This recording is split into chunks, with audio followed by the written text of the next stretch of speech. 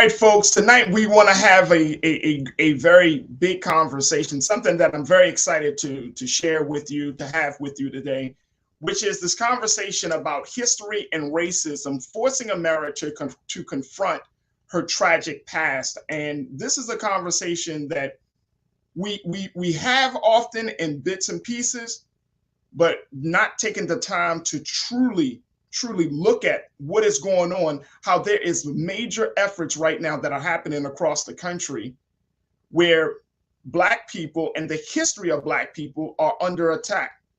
I want to look at this. You know, I pointed out the fact that the Florida Governor Ron DeSantis, and I want to bring this up, so I want to make sure I'm saying this correctly. Here is a man who is the governor of a state. He's a Republican, but I don't care about none of that. I really don't. I'm talking about, because it's not even about labels. I'm talking about the level of ignorance. But he's all in on this anti-critical race theory type of ride. He went so far as to back a bill that would prevent any content that would make students or state employees feel guilt. I'm not lying, folks. To feel guilty about their individual identities. This is what this man is doing. You don't want to disrupt no one's view of themselves. Oh, don't put that out there. But damn it, Governor, we as Black people, we've been dealing with this shit for a long time. And you worrying about the feelings of some state employees? Because you don't want to really face the reality and the truth. See, and we're going to get to my culture crew members in a moment. I got to say this, man. America is on a decline. And do you know why America is on a decline? And this is not something that I'm excited about. I'm not hooping and hollering because I live here. My family lives here. You live here. But you know why this country is on a decline? Because we can't face the damn truth. I mean, this country just lie, just constantly lie all the way. It makes me think about, I'm about to take y'all there, but I think we got to go there. It makes me think about the story of Moses and Pharaoh. When Pharaoh didn't want to accept the truth that Moses was preaching, and he had to get into the Red Sea, damn near drowning, before he finally said he submitted, that he believed the truth, that he believed the God of Moses. But look how far it had to go. He damn near had to, he's drowning. And that's like this country. This country gotta be curtailed, as the scriptures say, on all sides before she comes to the reality that she was wrong. And that's a sad place to be, because too many people are going to lose their lives. And when you withhold the truth from anybody, I don't care whether you're Black or white, when you withhold the light of truth from anybody, you're killing them. You're killing them. Your ass don't need to be in public office if you're going to lie to the people about the history. You don't need to be in public office if you're going to lie to the people about their present condition. And then you're going to lie to us about how the future is bright. Bullshit. You can't. The future ain't bright because you lying. You keeping people in the dark the whole time. So this is what Governor DeSantis is doing. Glenn Youngkin in Virginia, the governor there, doing the same damn thing. He went as far as to create a tip line for parents. I'm not making this up, folks. He created a tip line for parents who object to the content being taught in schools. What the hell? We're talking about simple American history. 20 years ago, there was no critical race theory. It is what it is. It's like, this is the history. It is what it is. But you're now creating a tip line for people to complain about learning about the truth? And you're going to tell us. And I'm saying you telling Black people in this country, just go along to get along. Go out here and vote. It's sadness. It's sadness. And we deserve so much better. And for those of us who are seekers of truth, we can't be quiet nowadays. We can't be quiet. I want to bring in my culture crew. I want to bring in writer, educator, host of Queen Talks with Nira podcast. You can hear that on all streaming platforms. My wife, Nira Muhammad. Nira, thank you so much again for joining us. Always good to have you. And we're also joined by my brother. He is an activist. He is an educator. And man, he's rocking and rolling doing the grassroots work in the city of Baltimore and other spaces. Brother Elijah Miles. Brother Elijah, thank you so much, sir, for being a part of the show tonight. Making sure I can hear you. Brother Elijah, I got you. Yes, sir. Oh, great. Great. All right. Look, I'm all ramped up, dear. I'm fired up because we at a point right now. It's just an all-out war. It's like an all-out war right now because as much as people say light versus darkness, truth and lies, just the lies right now. The fact that you got people in this country, Niram, that really are saying literally cancel Black history. Like, what is this about? Let me first start off with this quote by my guy, Dr. King. He says, "Nothing in the world is more dangerous than sincere ignorance and conscientious stupidity." Conscientious stupidity. First of all, I'm a lover of history. Let's just say that. I love history. I think that a tree without history, we're a tree without roots. I've said that before. So the fact that Black history has been turned into something called critical race theory. First of all, let me just say, as an educator, Black History Month was never about making white people feel bad. Even when I teach about Black History Month, I've never taught from the lens of making white people feel bad. This is about honoring the greats. This is about teaching our babies about the strong Black men and women who have come before them, because unfortunately, because of integration, so much of our history has been watered down and omitted from our educational system. So one of the things that I wanted to share from Carter G. Woodson, who, by the way, I studied urban education, elementary education at Morgan State University. And out of all the theorists that we learned about during education, the only Black theorist that we learned about was Carter G. Woodson. Let me just say that.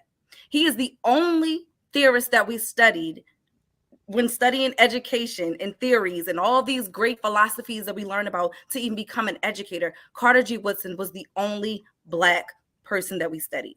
Just throwing that out there. Wow. And he said, for those who have no record of what their forebears have accomplished, lose their inspiration, which comes from teaching biography and history. Who are we if we're not on the backs of our forebears? Who are we without all of the amazing Black men and women who have come before us, who have struggled to get us to where we are today? How dare we not honor them? So you know what? Down in Virginia and all these other states, one, we have to push back. That's some bull crap, that the fact that parents can call in and say, hey, I don't like that my kids are being taught Black history. But let me just say, it's not just Black history. In Virginia, they're also moving to remove Black history. They're removing to anything about the Holocaust. They're removing anything that has to do with the annihilation of the Native people here in this land. So this is not just about Black history. This is about anything that makes white people not look great. That's crazy. This is about making white people feel better about themselves. That's all this is. Literally, that's all this is about. And I want to just say, I've had the amazing opportunity to teach white children, to learn with white children. They were fine with learning this stuff. In fact, they wanted to learn this stuff. They didn't feel bad, and I didn't make them feel bad because I had no reason to make those babies feel bad. So that's just bullshit all around. Absolutely. Elijah, when you see the efforts to cancel Black history, the way that we're seeing it in this country, and this is 2022, Elijah, we're not talking about 1982, we're not talking about 92, we're not talking about 2002 or 2012. 2022, we've had 8 years of a Black president. We got Black folks in leadership roles and from politics to education to arts and entertainment. I mean, across the board. Yet we're talking about canceling just teaching teaching other people in the world about the great contributions that Black people have made in America. You're talking about canceling that level of knowledge to children in schools in this country. All out war to me, brother. What's your take? It's definitely war. It's definitely war.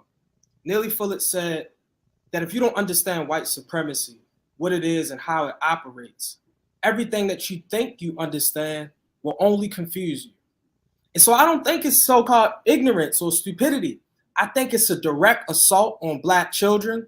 I think it's a direct assault on the minds of not just Black kids, but kids in general. I think it's a direct assault on our identities and the culture, because we know, whether it's psychologists or sociologists, we know that stories lay the basis of how we see ourselves and our identity. So we don't have a who am I or who are we without stories. But if you can control the stories that white people are told, you can control the stories that Black kids know, then you can control how they see themselves. And the issue with that is that when Black kids look at the murder rate in Chicago, or when Black kids look at the drugs in Baltimore or the things in Detroit, where Black kids look at the stuff that they see in their community, without the stories, without the history, all you can conclude is, man, we ain't nothing.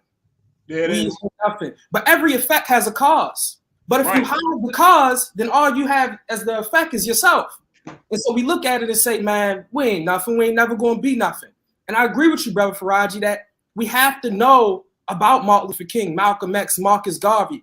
And then we also have to know, and the Honorable Elijah Muhammad, got to put him out there. But we also have to know about Mansa Musa in Mali. We have to know about Timbuktu. We have to know about the University of Sankora. We have to know about Hannibal and Carthage. We have to know about Kemet and Imhotep, the first multi-genius. We have to know about that stuff. Queen Nzinga, Yaa Asantewaa. We have to know about that stuff, because when we know about that stuff, it tells us our potential and our possibilities today. I would say one last thing. Yeah. Black kids knew the history and know all of the stuff that we have accomplished as the people. It don't matter the issues in Baltimore City or Chicago or Detroit. We know all of those issues. Wherever Black people are is light work to us. And we have accomplished so much yesterday that today we can get out of this. But without the history, there's no way out, because we've always been like this and we'll always be like this. And God made us inferior like this. It's the same thing they tried to do on the plantation. It's crazy. Elijah, I was just thinking of what you said. Carter G. Woodson said the education of any people should begin with the people themselves. It should begin with the people themselves. If you look at so many other cultures anywhere around the world, their love for their native home, for their country, that pride, it is that patriotism, it is so strong because they learn about themselves. That love of their culture, their ethnicity, their beliefs, and all that makes their people who they are, that is ingrained in them from infancy. That is taught to them in schools. They read books that reflect who they are. So it is very, very important. And I do agree, this is not just about stupidity. I do believe that it is an attack, but you also have to look at the fact that this is not just attack on the Black community. This is attack on our Native brothers and sisters. This is attack on anyone who's been downtrodden by white supremacy. No, I would agree with you wholeheartedly there for both of you, because I if we're talking about history, if we can't deal with the fact that Black people were brought over here through the Middle Passage, we can't talk about those things, right? I mean, that's an actual fact. That's not some Hollywood movie script. That's not some story written by somebody that you find in a book. That's actual fact. If we can't talk about the actual fact of a scenario, how the hell are we going to talk about the actual fact of any moment that we are experiencing, any situation that we're experiencing right now? We can't. I mean, that's crazy. It's mind blowing that you got. And I mean, it's not mind blowing that people are attacking us, because I truly believe that there are some people out there, and whether they're in leadership positions or not, they just don't like us. They just hate us. You know what I mean? And I get that. Okay, but I'm just saying, for us to be in a country where we have all of these rights and these freedoms, that we haven't gotten up to the point to fight this attack, not just within our own households, but I mean, communities, neighborhoods, cities, and states, there has to be an attack. And I mean, you're going to keep beating up on the people. Here's the thing, Brother Elijah and Nero, that gets on me. You're going to keep beating up on the people. What do you think the God of justice is going to do with that?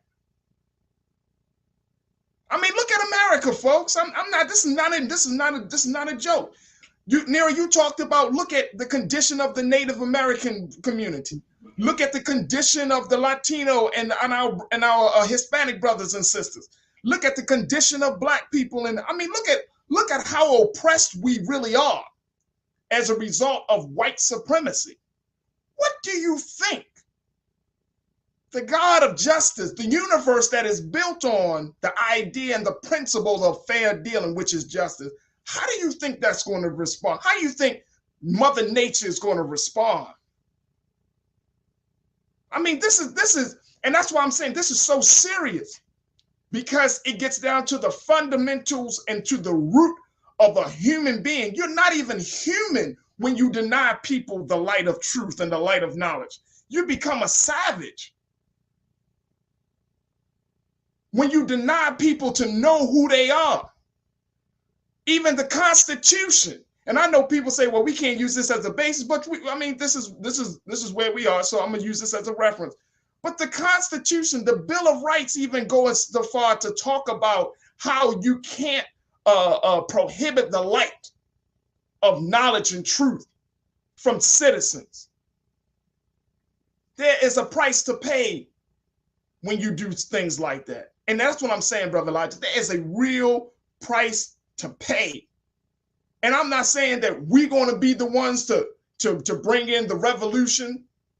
We may be used that way. I don't know. That's whatever the Creator wants us to, the role to play. But I know that there's a price to pay, because the universe is built on truth. The universe is built on justice. The universe is built on equality and freedom.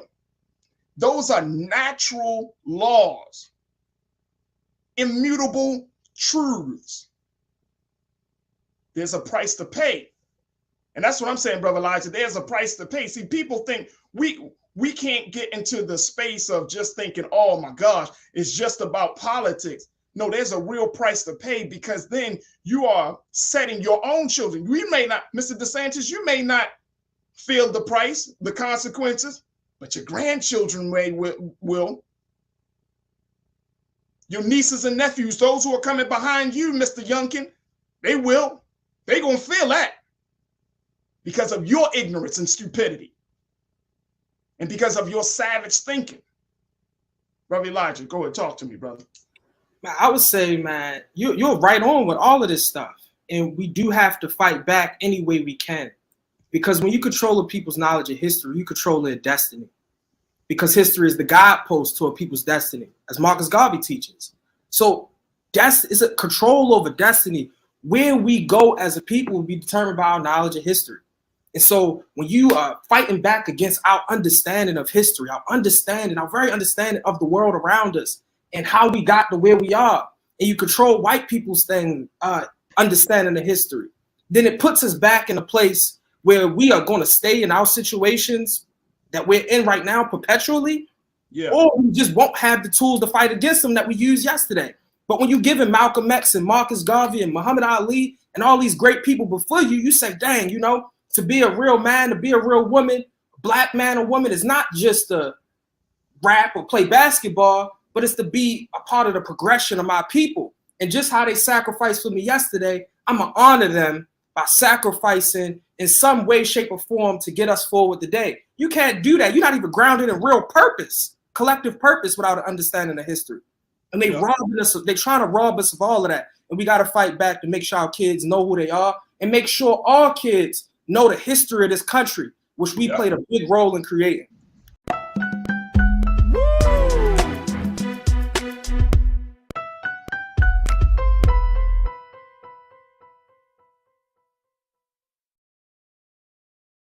The leverage that the players have is that we cannot be replaced. These are the best basketball players on the planet. The league can't say, okay, you're all fired, we're going to get some more.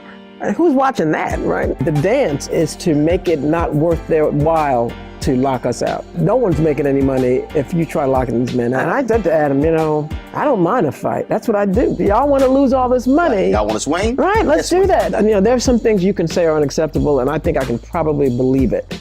But when I say that there's something unacceptable, you should also believe it. At the end of the day, I know my guys aren't going to make any money if you lock us out, but you know what else? You're not either.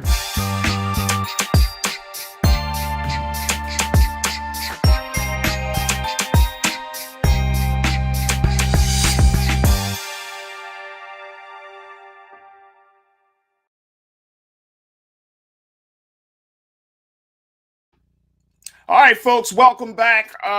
We're talking about the big conversation today. Is America headed for a civil war? This is a topic that is near and dear to my heart because I feel like at this point in our sojourn in this country, and most importantly, in this point of our history, there is a lot of anxiety right now. I mean, even beyond COVID-19, there's a lot of anxiety right now about the state of our democracy, the state of the country. And I think, to kick off this show, even though it's Black History Month, we have to have a conversation about where this country is going, and especially when it comes to Black people in this country. So I'm very excited that we have a chance to have this critical conversation and making sure that we can kind of relieve some anxieties, and most importantly, show where do the Black community stand in this whole situation? Where do we go? How do we move forward if America is headed towards a civil war? I want to share with you very quickly just some statistics because, this conversation is big, folks. But I want to share this with you so that you can get a better understanding of the context. So according to the New York Times, in January of last year, shortly after the storming of the Capitol, there was a poll done by a gentleman by the name of John Zogby, who conducted this national survey that yielded a troubling finding, folks, that a plurality, meaning a number of respondents, 46%, believe that the United States is headed for another civil war. 46%. That's nearly half of the respondents. Now, how did we get here? Let me just share this with you. The political culture and the landscape of our politics is just so divisive at this point. It's embarrassing. We can't get nothing passed. Nobody can do their damn job. It's absolutely embarrassing. But along with the outside of the political divisiveness, that's a major contributor. We don't actually talk about that toll that level of political divisiveness actually has on us as the constituents, as the American citizens. So let me share with you this. According to a 2020 poll from the right-leaning American Enterprise Institute, 64% of Democrats see Republican policies as so misguided that they pose a serious threat to the country. 64%. That's high. Now, let's go forward.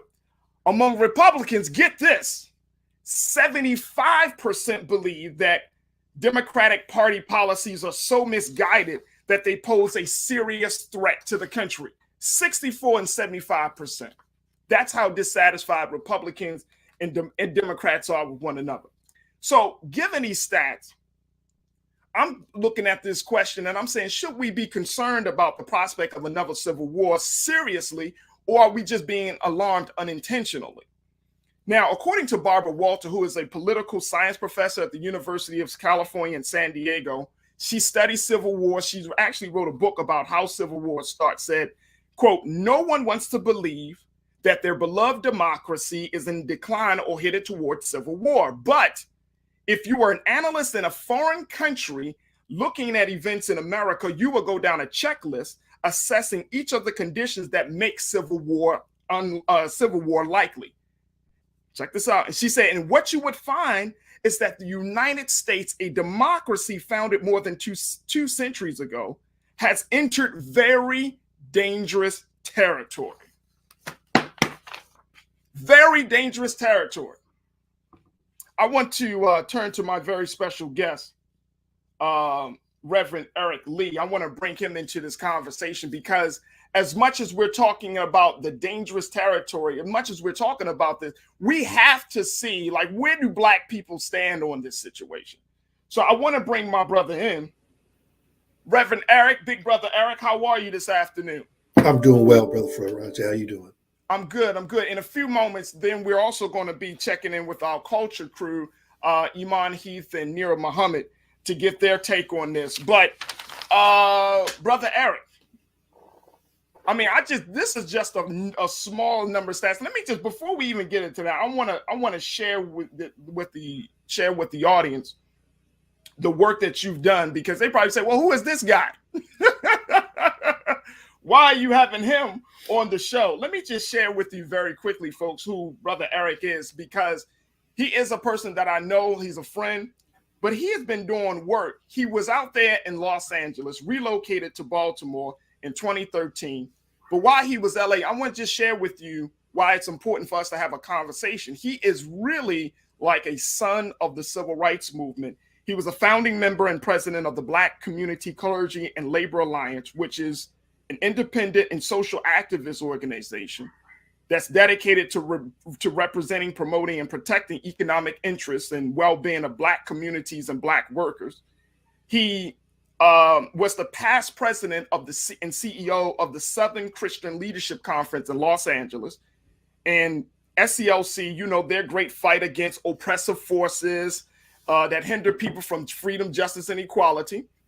He is a founding member of the Stand for Security Coalition that organized African-American security officers into a union. He's a part of the Diversity Task Force member, reintegrating African-Americans into the hotel industry.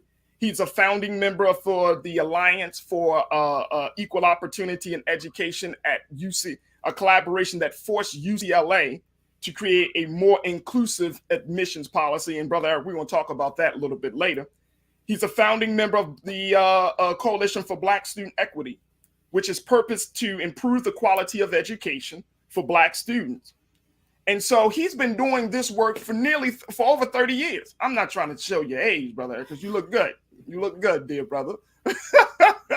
But you have been doing the work. And one of the great things that I appreciate about it is that you are an activist. You are a community organizer. You're not a talking head. You are a person that has been doing the work in various communities, hitting the streets hard.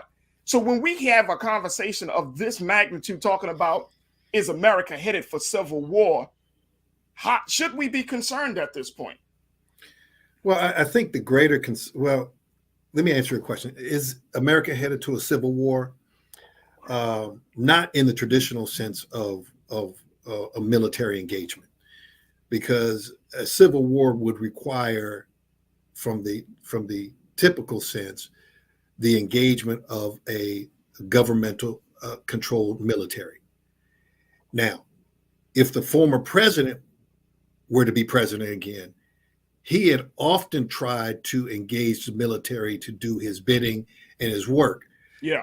And so I think that the possibility of an actual civil war taking place is greater with someone like the past president in office, yeah, than what we have now. Right now, I do believe we're in a very deep cultural war. And it's not just the left against the right, the conservatives against the liberals. It's not, and there's also a race war going on, which has also been inspired by the past president. Right. But I think we can also track that back to when President Obama first was elected in 2008, of which I was a delegate at the 2008 convention. But you saw at that point where the vitriol communication regarding racism and race privilege and race oppression and discrimination was accelerated exponentially when Absolutely. Barack Obama became president. Yeah. And so that cultural war, to me, has always been there. It was at a simmer before Barack Obama, during the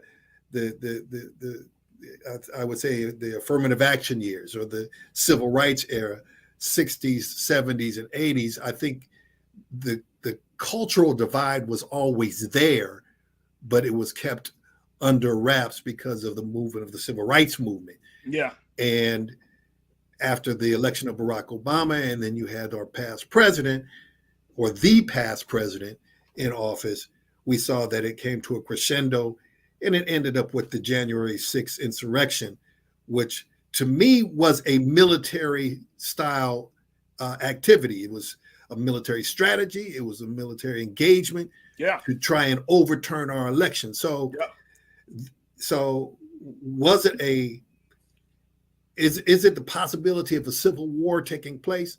Unless the government controlled military is engaged in a contest about principles and culture, then I don't see that as happening in the typical sense of warfare. But there is a cultural battle taking place, and it's not only between the left and the right, because there's a cultural battle taking place in the left on the Democratic side. Right. The Big Tent Party. Right, and there's a cultural battle taking place on the right. Right. And so you have these sub themes taking place in terms of cultural wars and differences and diversities that we can't seem to wrap our arms around. And it's, a free for all right now in terms of promoting what you believe this country should look like. And it doesn't seem like we're able to rein that in to have some sense of civility in how we dialogue with one another. Eric, I couldn't agree with you more. I think that that's exactly where we are. I want to bring in members of the culture crew. And again, folks, these are family members and friends and just part of people that I have these conversations with. I mean, I know some of you probably think to yourself, like, you talk about this, I talk about this, we talk about this all the time. It's a very, very real situation. First and foremost, I want to bring in a woman who I have a deep, deep respect for. She is a writer. She is an educator. She is the host of Queen Talks podcast that can be heard. And she's also my wife, the mother of my 2 children. Let's bring in Nira Muhammad. Nira, thank you so much for checking in. Thank you for having me, as always, Farajii. Absolutely. And then we also are joined by another dynamic activist who was a very, very important part of the great 20th anniversary of the Million Man March, the Justice or Else Coalition and Organizing Committee. We got Miss Iman Heath. Iman, thank you so much for checking in. Iman, can you hear me? Are you on mute? There you go. Thank you all for having me. You're welcome. You're welcome. All right. So, Nira, when you think about this conversation of being in the place and listening to what Brother Eric had to say about the cultural space that they're in, what comes to your mind? To be honest, I agree with what Eric said entirely. I don't necessarily see us coming to like pitchforks and like guns and like having a serious like civil war in the way that we, saw back in the day. But I do think that the culture shift is very much so happening. I think that the American people, our constituents, we are not happy. We're not happy with our government. I don't think our government is happy with themselves, which we can clearly see. I remember you showing me an article about all these new parties, like possible parties that could come along. And as I was sitting here listening to Eric, I was thinking like, I don't want to be a Democrat or Republican. You know what I mean? Like, I don't want to be a liberal either. I want a new party. I do personally think that our country, our government needs to be dismantled, because who is it serving? Who is it protecting? And I do think that our civil liberties are slowly but surely just like dissipating. And I think that it's happening so like at such a small, slow pace that people aren't noticing. People aren't paying attention. So I do think that we are going to be going to some sort of civil war. Again, it may not look like what it did to free slaves or to stay as a union, but I definitely see that shift coming. We didn't think January 6th was going to happen though. So no bets are off. Right. I feel you on that.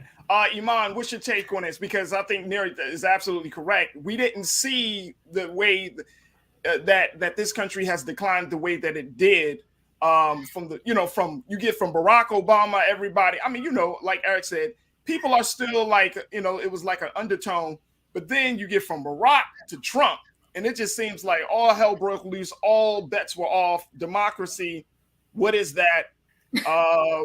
What's your take on that? It's definitely the Civil War. If we were to go into the Civil War, which I believe we are going to culturally, as you said, I don't think it's going to be, guns and pitchforks and fires ablazing. Hopefully not. We've seen it get there before, but hopefully not. I think that this generation, the younger generation, of course, we're not tolerating certain things moving forward. As Nira said, I don't want to be a part of any political party. What we need is something new, brand new, not the same. Let me appeal to your better nature, or let me appeal to you as if I'll stand for you, stand behind you, and it's not that way. Matters such as Black Lives Matter has made a cultural divide. With the But I mean, it wasn't their fault though. I mean, I know people often say Black Lives Matter shouldn't have been out there the way they were out there, but I mean, somebody had to literally come up with a phrase, and they didn't just come up with it to just assert the fact that, guess what, the lives of Black people do count. It needed to be said. said. Went down. It needed to be said. I mean, I don't see much. Go ahead. I don't see much difference. I don't see much difference between the Black Panther Party and Black Lives Matter. I mean, as I was growing up in Oakland, it was about feeding our children, about protecting our civil liberties and our civil rights, and we were operating within the law, which we had the right to carry guns, and I'm sure we're going to talk about guns later on in this program. Mm-hmm. But I don't see much difference in terms of cultural preservation. I see myself as a cultural preservationist, and when there are things that are elements that are attacking our right to exist and our right to excel, then we have to push back in every means possible, in every manner possible.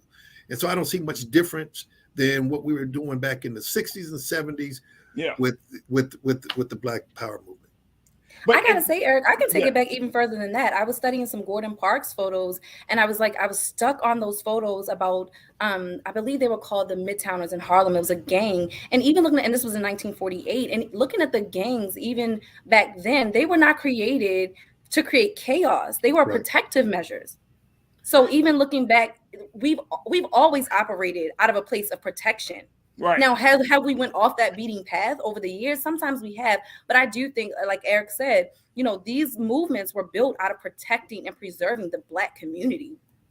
Yeah, it's just a problem. I'm sorry. No, go ahead. The problem is, the criminalization of everything that Black folks do. Yep.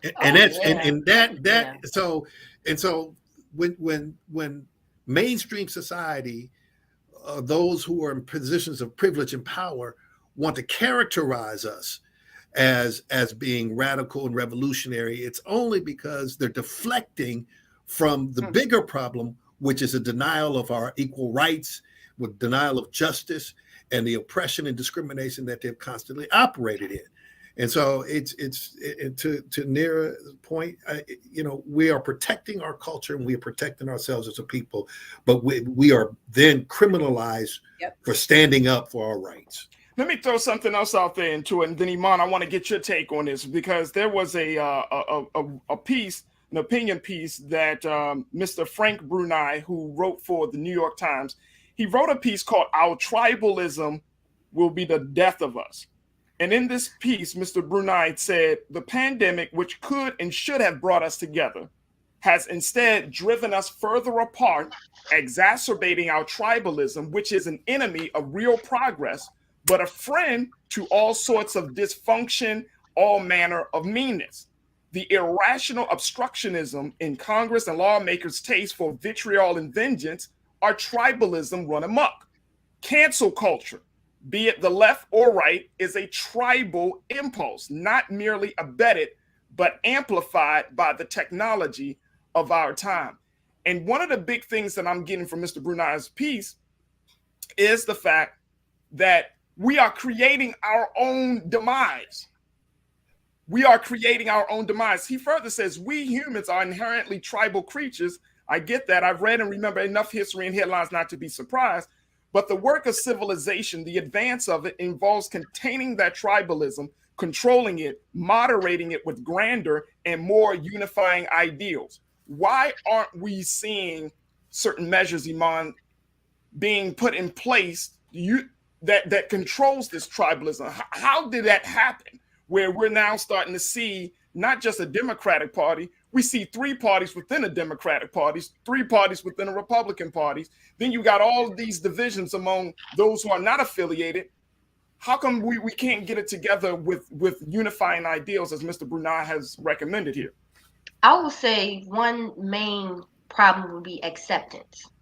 There's a lot of denial of things as far as if racism still exists, which is something that some people seem to not get past. Let's say back in January of last year, when everyone stormed the Capitol, white supremacists stormed the Capitol. If those were Black people, it wouldn't be the same. It wouldn't have been the same outcome, in my opinion. Right. But you have others who want to say, "Oh no, that wouldn't have happened."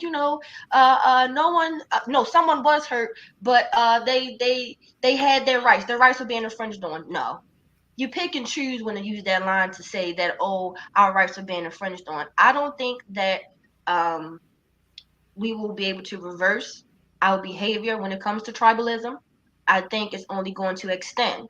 Let me ask you this, Iman. Let me ask you: Do you think that, given where America is going, that it's in Black people's best interest to start thinking more tribally? I would say it can, but I want to say the point to the vaccines. That's going to be what really divides us all. You have people pointing the finger at others for not getting their vaccine, and oh, you're a part of the problem, or never get back to how the way of life was because you won't get your vaccine. Then those who aren't vaccinated, you're dumb for getting the vaccine. They're shooting a tester in you, blah blah blah blah blah. And again, I don't agree with getting the vaccine. However, to each his own. But as humans, we're going to gravitate what's familiar to us. And it's no way to go back. In my opinion, it's only going to get further. It's only going to divide us even further.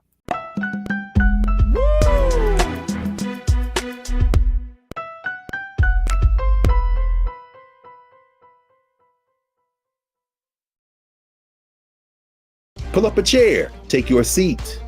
The Black Tape with me, Dr. Greg Carr, here on the Black Star Network. Every week, we'll take a deeper dive into the world we're living in. Join the conversation only on the Black Star Network. Folks, welcome back to the show here on the Culture on the Black Star Network.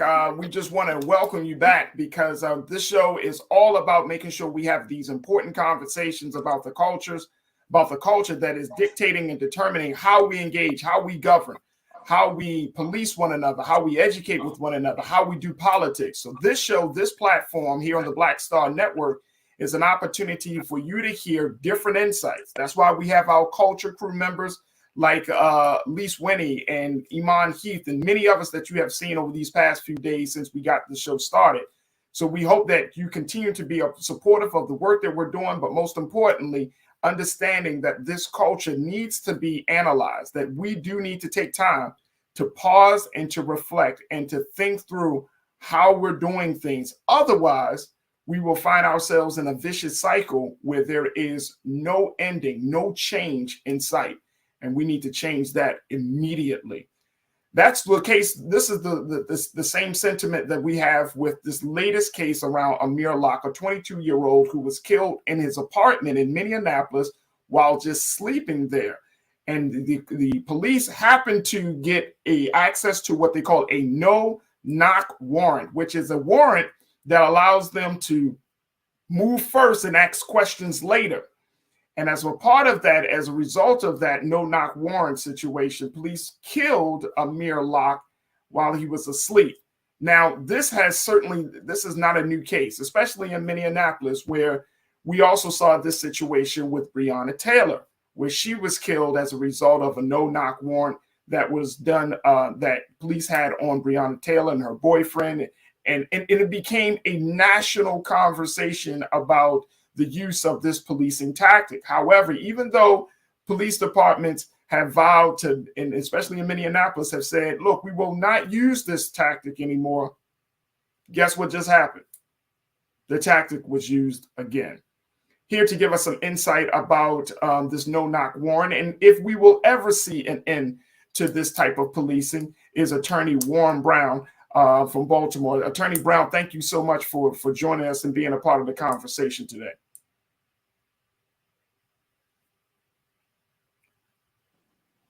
Attorney Brown, are you on mute? Okay, there you go. Hold on. We still got you. Let me check on it. Let's make sure Attorney Brown is good. How about now? Yes, sir. Thank you so much, brother. All right, Attorney Brown, let's talk, Mr. Brown, about this situation. I mean, what we saw with Amir Locke, and then now we're still having these conversations about no-knock warrants even after the killing of Breonna Taylor. Why are we still in this place, Mr. Brown? Well, because the courts have allowed the police to use this tool when it comes to search and seizure. The way it operates is that they've got to go to a judge to get permission to enter into someone's home unless there are exigent circumstances. And in some instances, they ask that they be allowed not to announce their presence, but just to go in, and i.e. the no-knock.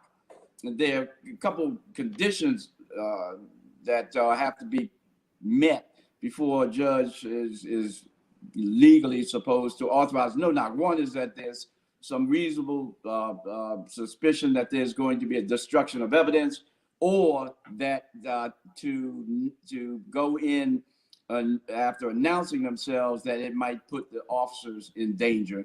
And then also that, another possibility is that it might lead to the potential escape of someone that they're looking for inside of whatever residence or that they're entering into. Mr. Brown, No, I'm sorry. No, I was just going to ask though. I mean, it's crazy that this is the same jurisdiction that said that they've moved on, that they've improved their policing strategies as a result of the killing of Breonna Taylor, and then just a little bit over a year or so, or a short period later, we're seeing this tactic still in force.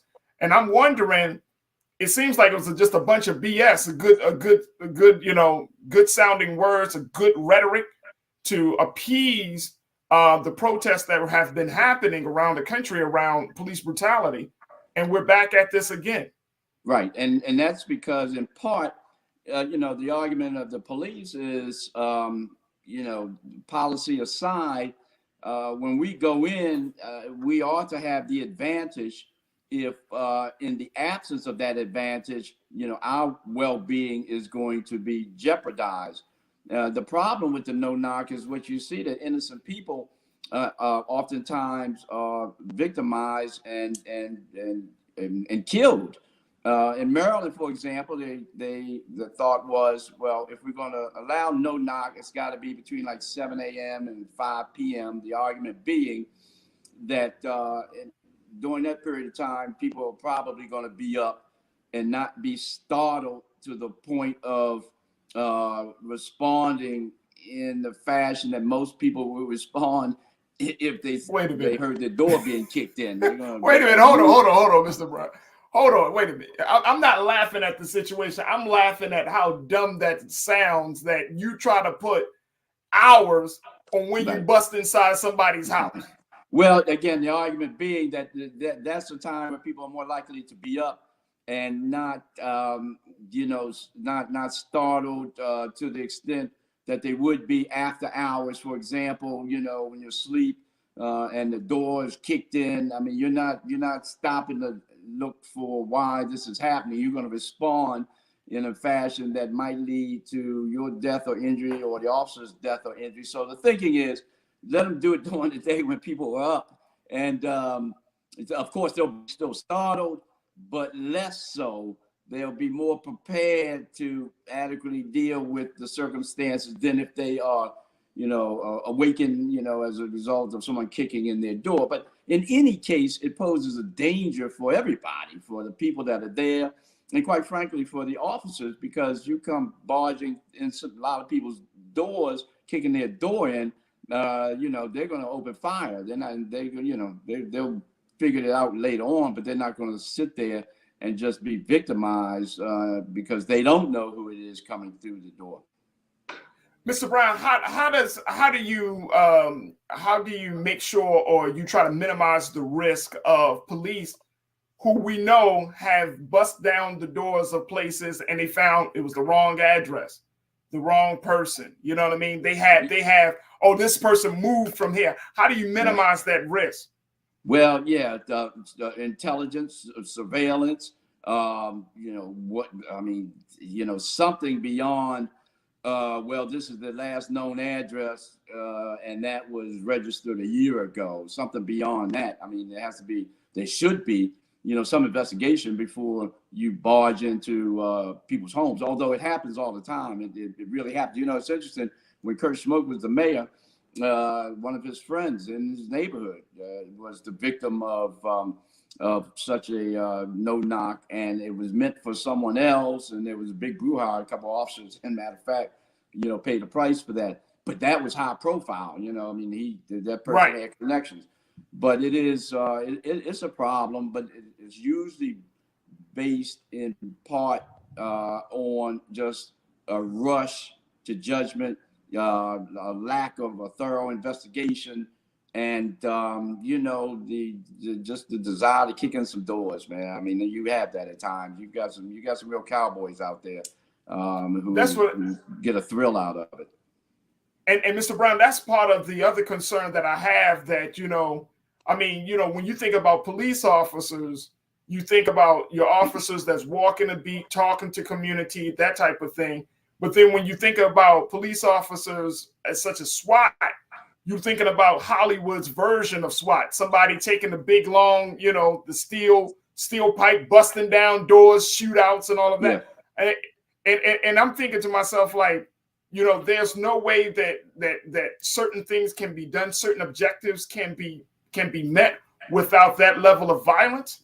Yeah, well, it probably is and can be. And listen, one of the issues, one of the things that allow a police officer to successfully get a no-knock is to say to the judge, if we knock and announce, that's going to give them time to destroy, the evidence. Now, it just depends on, I think, what the evidence is. If we're talking about this ubiquitous CDS that they might flush down the toilet, it's like, really? I mean, who cares, right? There's going to be some remnants of it. If you've had enough to go to a judge and get a warrant to go into the house, especially a no-knock warrant, you've got some evidence, to build a case. So is it really worth risking anybody's life to kick in a door and in part based on your assertion to the judge in an effort to obtain a warrant, no-knock warrant, that, hey, they might destroy some drugs? I mean, really? I mean, that who cares, quite frankly? I mean, it's not right. It's not worth risking anyone's life over right. that. And then of course the background of the individual, is it that there's a warrant for failing to appear in court, or or theft of computers? I mean, it just depends. Now, I think gun running, you argue that, listen, we think there might be guns in there. Then it's a real public safety issue. It's a risk to the officers, and they have a right to be protected. It's a risk to the officers. Then you're talking about something. But a lot of these no-knock are for things that really don't impact significantly on the community in terms of the levels of violence. It's oftentimes it's drugs, and there's always going to be that. It's not worth kicking in somebody's door and risking someone being seriously injured or killed because right. you want to catch them before they flush the drugs. Before we bring it back our cultural crew in, Mr. Brown, I wanted to get your take in terms of, on the legal side, the work that you're doing as an attorney. Is there any momentum? Is there any push to try to really ban this in jurisdictions? Are you finding that there are some jurisdictions that are further along with getting certain tactics like this banned versus others? Is that the case that you're seeing across the country? Yeah, you're seeing that in some regards, especially on the federal level. They pretty much have done away with that with not all of their police forces. They have a ton of different police, DEA, FBI, and that type of thing. And then in many jurisdictions, they're taking a second look at it. But I mean, listen, the alternative, the customary knock and announce has different variations from, boom, boom, boom, police to police. They didn't answer. Right. Let's go. Right. Yes, sir. Yeah, I've seen it happen. Some years back when Pat Jessamine was, I wish I could remember the guy's name. Pat Jessamine was prosecutor. It was up near Chinquapin High School. Chinquapin Middle School. They said they knocked. But only thing my client, he was in the basement, heard was a front door being kicked in, and he grabbed his gun, ran upstairs, and turned the corner and started shooting and hit 4 officers. And originally they charged him, of course, with attempted murder and all that. Then when it came out that the officers did not knock and announce when they were required to, they just kicked in the door. The charges were completely dismissed against this guy. And I told him, I said, man, you're the only person I know in America that shot 4 police officers and didn't go to prison and lived to tell didn't go to prison. Yeah. Right. No, it is. I want to bring back and I mean, what else can you do? You have to. Oh, absolutely. I mean, I'm not. Right. Let's bring back our culture crew members, Lise Winnie, who is the host of Millennial Anonymous podcast, and Iman Heath, activist and entrepreneur. Iman, what's your question for Mr. Warren Brown, Attorney Brown?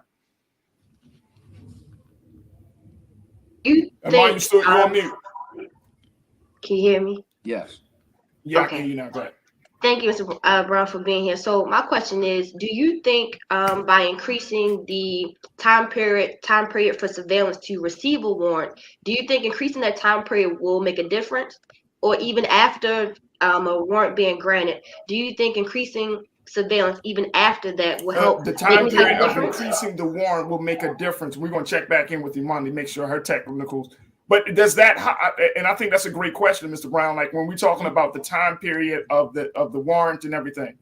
Right. Yeah, I think so. I mean, listen, some careful scrutiny, investigation that will allow everybody to be, safer than they ordinarily would be if it's just run to the commissioner or the magistrate or the judge and get the warrant and then just go kick somebody's door in. Some surveillance, some efforts to lure people out. Something beyond just this John Wayne, RoboCop kind of kicking the door mentality. Right. But, let's use our brain. Let's connive a little bit and see if we can't get in or get them out, or at least put ourselves in a position where we're comfortable that it is not as dangerous as it would be if we hadn't exercised some of those, those efforts. Absolutely. Lise, what's your question for Attorney Brown? So I believe they said that some of the details around the officers who were able to get the warrant are sealed. Is there a particular reason why they would have that information be sealed, and why, or would we find out how they got the no-knock warrant? Yeah, and oftentimes warrants are sealed because it's a part of an investigation. And so if that affidavit is available to whoever is arrested, it may also detail information that was given to the judge. The judge read the affidavit and says, okay, I'm gonna give you this no-knock warrant. And it may compromise investigations that are ongoing. That's generally why the affidavits are sealed. Not so much the warrant, but the affidavit that the judge used to determine, okay, I'm gonna let you all go into this place for one, and I'm gonna let you go in without knocking and announcing. Now in Maryland, for example, you got 30 days, and then that affidavit has to be revealed. Unless the government goes back before the judge and says, listen, we're still involved in this investigation, and to release this affidavit is going to compromise our investigation. So it's generally meant for that purpose, to protect the investigation that's ongoing. And Mr. Brown, when we talk about, in the particular case of Amir Locke having a gun, like the justification was the fact that he owned a gun, or he had a gun in pretty much in his area, but he was a legal owner. Right. Yeah, it's a sad situation, and so, because it's a sad situation. I mean, he was legitimate in his every action. You know, he had a gun. It was not on the street, so he didn't have to have a carry permit. And in many states, it doesn't even have to be licensed to you. It's just so if you meet otherwise eligibility requirements, you can have a gun in your house or your business, and you don't have to have a license to carry it. So he was justified in what he was doing in his situation. When the cops come in, I don't know. I haven't seen it, frame by frame. They do see a gun. They see a gun, they're going to react, they're going to shoot. That's the bottom line. They're going to shoot. And there are those who argue that, that's a legitimate exercise of police powers, because you don't know whether that gun's getting ready to be turned on you. Now, I think they're trying to argue that one of the officers was in, jeopardy of potentially being shot. And then the others are saying, no, that gun was pointed down to the floor. But just pulling that gun. I mean, listen, he could have pulled his phone from out of from under that blanket, and he was shot. My God! Right. So there's no question about that. So and I think that's the big part about this whole thing, is that regardless of what the scenario is, and it's so unfortunate. He was 22 years old, but it's unfortunate just because they came into his house and he had no options. He was going to suffer by one of their bullets regardless. Yeah. They came into his home. I haven't read up on it much. I don't know what they were looking for, who they were looking for, whether it was, a drug dealer, or whether it was somebody had a murder warrant out on them, whether it was somebody that was easily classified as being dangerous, whether it was somebody that was not so dangerous. It's just that there was a warrant out on them for, larceny or theft or whatever it might have been. But in any case, I just think that, is it really all that important? And, could they have accomplished their intended goal without going through exercising these efforts that they did? Was there opportunity for these people to get out of there? If not, then we know they got to come out the front door. All right. So we don't have to worry about them escaping. Possibly before going in, turn the water off so they can't flush anything out. And if there are windows, you have other officers outside so that, whatever's thrown out, they can retrieve it. And then, so you're not worried about destruction of evidence. You're not worried about escape. And so really just comes down to our safety. But, again, if there's no exit, they got to come through the front. Then I think it's reasonable to say, listen, if we knock and announce and let them know we're here and see how they want to carry it, then that's probably the more prudent path to take, as opposed to just kicking in the door. And but some of them live for that, man. I mean, that's what really gets that adrenaline rush for them. Some of them live. Oh yeah. Just kicking in the door. Yeah, absolutely. And usually, and Mr. Brown, it's in minority communities that this poor minorities communities that this happens. They're not going to go up in the upper middle class and with a warrant. They're not even going to seek a knock, no knock warrant. And but that's where it happens, because they just see us as being a threat, period. And so when it comes to a search warrant on our premises, it's a foregone conclusion that they're going to initially seek a no knock. And Mr. Brown, my final question to you is, now that we're at this place, what legal course can the family of Amir Locke or anyone that's been victimized in this situation, in a situation like this? We saw with Breonna Taylor, it took a long time to get to that verdict. But what legal recourse does the family have? Does victims have in this? Well, if I'm correct, I think the Attorney General out there is a brother who was once in Congress. So I think the Attorney General's office is going to take a close look at this. Now, from a civil point of view, I think it's really going to probably center around the training of these people. Not so much, a malicious intent on the part of this officer to just kill somebody, because again, the gun is displayed. It's reasonable for anybody who is on the other end of that to feel some apprehension. Like I said, if it had been a phone, then they might have more difficulties, but they still would have shot him. But they may have more difficulties in a civil matter. Criminally, from a point of view of suing, I think it's going to really come down to a matter of training and making sure they cross their T's and dot their I's. We don't know what was in that affidavit. We don't know if the judge, was given correct information, and whether if it was incorrect, whether it was intentionally incorrect. And so some of those are things that they will, take a deep dive and try to develop answers for too. Absolutely. Attorney Warren Brown, Mr. Brown, thank you so much, sir, for being a part of the conversation today. Thank you for having me.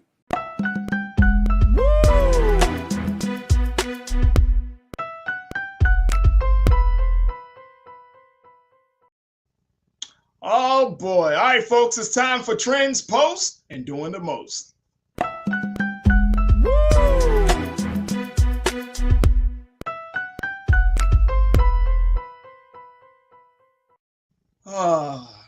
Who's doing the most? Tandy Newton. She's doing the most right now. If you remember Tandy Newton, she was in the show Westworld, and she went and did an interview with NPR. And the 49-year-old actress said in this interview, as she is promoting her new film, God's Country, she explained how she related to her character, citing feelings of prejudice in the industry. She said these words, folks. She said, "I now realize that my internalized prejudices were stopping me from feeling like I could play this role. When it's precisely that prejudice that I've received, doesn't matter that it's from African-American women more than anyone else. It doesn't matter. I've received prejudice. Anyone who's received prejudice feels this character." Well, what has gotten her in hot water is the fact that she apologized, saying, "I'm sorry, I'm the one chosen." She said that to dark-skinned actresses. She said, "I'm sorry, I'm the one chosen. I'm sorry that the industry always puts me out front. I'm sorry that I am the one." She went further on to say, she said, "I wanted so desperately to apologize everybody to darker-skinned actresses to say I'm sorry." She said, "My mom looks like you." She's British. She said, "It's been very painful to have women that look like my mom feel like I'm not representing them, that I'm taking from them, taking their men, taking their work, taking their truth. But I do think that any woman of color, whether they're pale or whatever, they've managed to help other actors get into this business. We matter." Whenever they say that Black women who've watched a movie and it really, really, really matters to them, I just thank God that my light skin didn't stop that from happening, that it didn't cause more pain. Let me go to Nero. I'm sorry, I'm laughing because when I think of Black actresses, she wouldn't come to mind at all.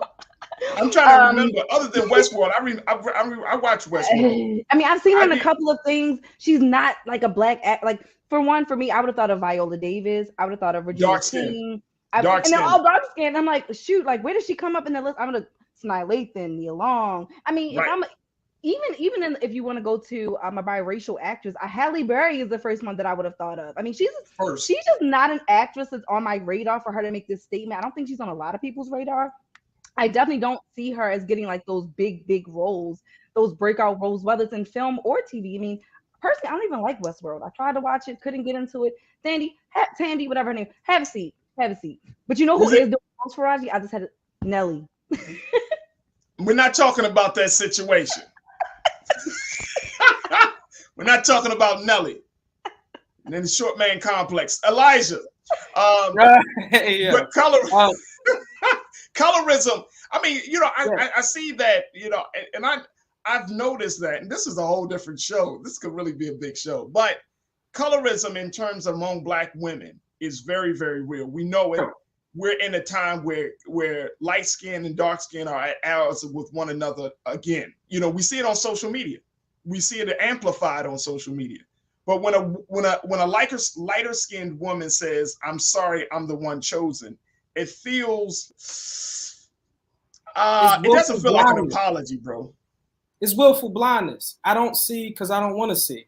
But colorism has a long history in the Black community, and I think any of the people that benefit from it or experience the negative side of it, mostly women, mostly Black women, they know it's the truth. We all know it's the truth. We see the music videos, we see the TV shows, we know the truth. And so the thing is, I think it's willful blindness on her part. I don't want to see because I don't want to see. She knows she's had advantages and privileges and things like that, and she doesn't want to look at that because she don't want to look at that.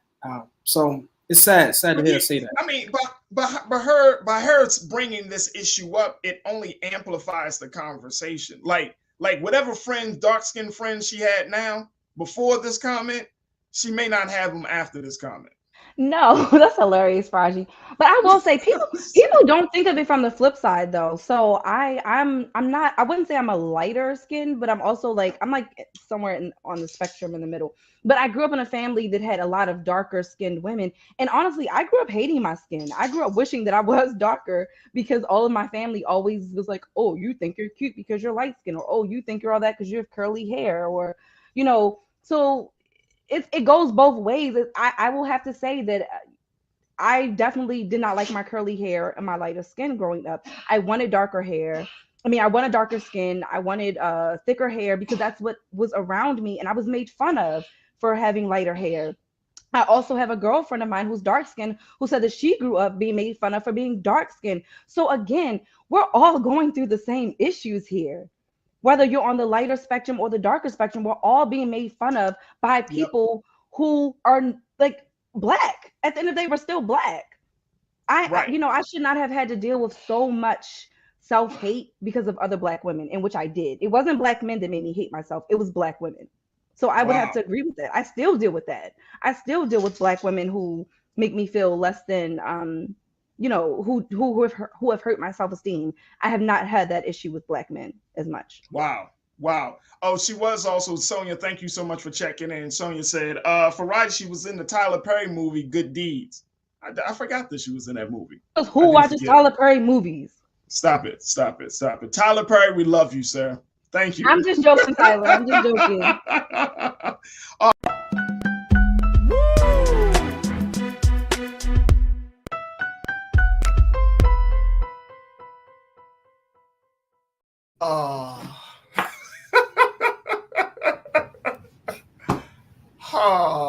Every time we have this segment, I have to say this it's a lot of fun, man. It's a lot of fun. Because people really doing the most. All right, so I can only imagine. Let me tell y'all something. All right, so this story, this dude he's one of hip hop's greatest MCs. But sometimes this dude does the most. He does the most. Apparently, the Toronto-born rapper Drizzy Champagne Poppy Drake. He's not just emotional on wax, folks. He gets emotional in real life. Okay. Apparently, once the news came out, I'm sorry. This guy was really in his feelings. Once news came out that A$AP Rocky and Rihanna were having a baby, Rashad, Drake unfollowed them both.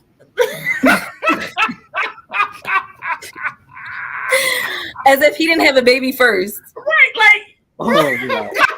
as if they've been together in recent years. Like, bruh, she's been over you for years. Let it go. I'm like, is she being petty or is she protecting his energy? Either way, it's still funny.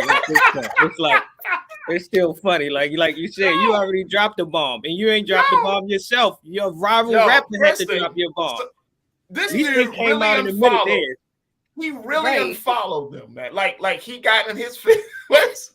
I don't want to see them happy. I don't want to see them happy. I don't want to see them winning. This little pregnancy.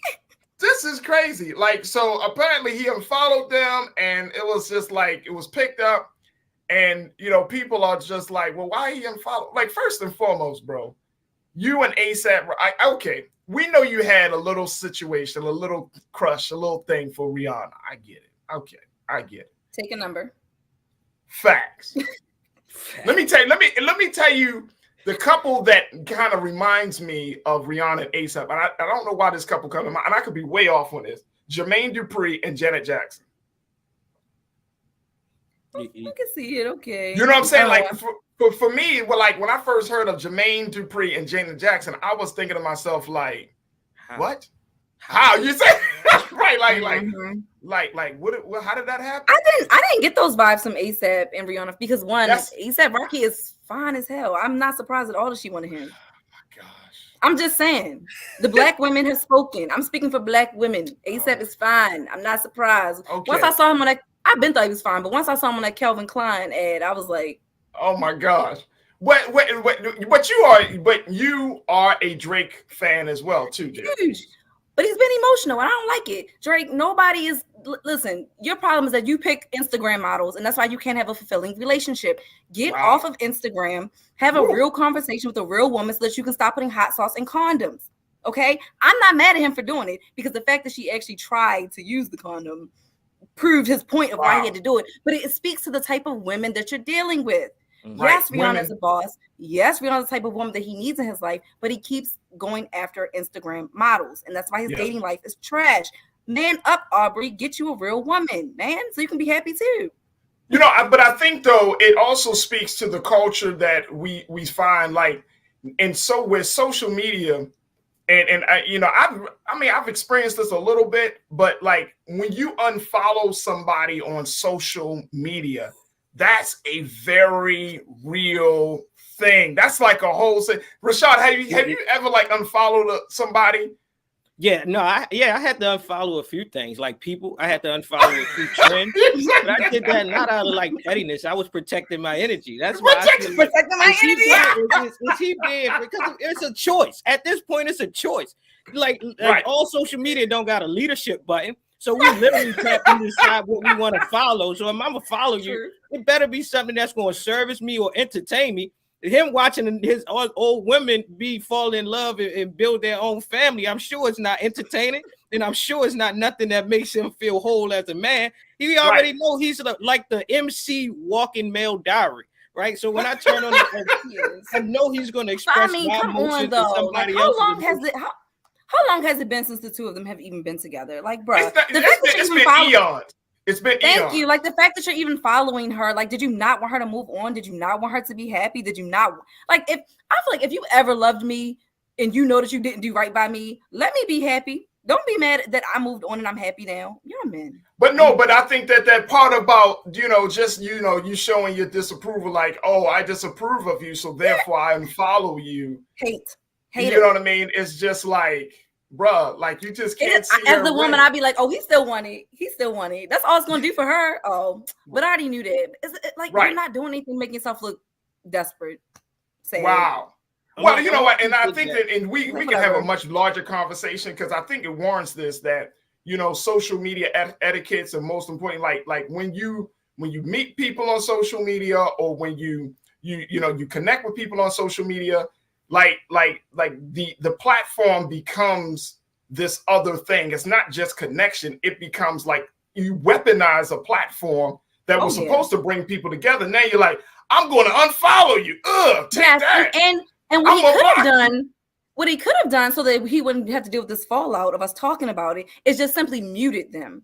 When you mute someone, you're still technically following them, but you don't see their posts. You can choose to mute their stories. I guess it's so that people aren't like, oh, you unfollow me, that awkward conversation. Because we don't get that DM like normal people. Normal people, we send you a DM. Oh, so you unfollow me? First thing, how does I'm gonna be honest with you folks. Like, you can follow me on my social media. If a person unfollows me, if they unfollow me, I don't know if I would even notice. Because you don't have an app, Farajii. There's an app that you get, and it tells you.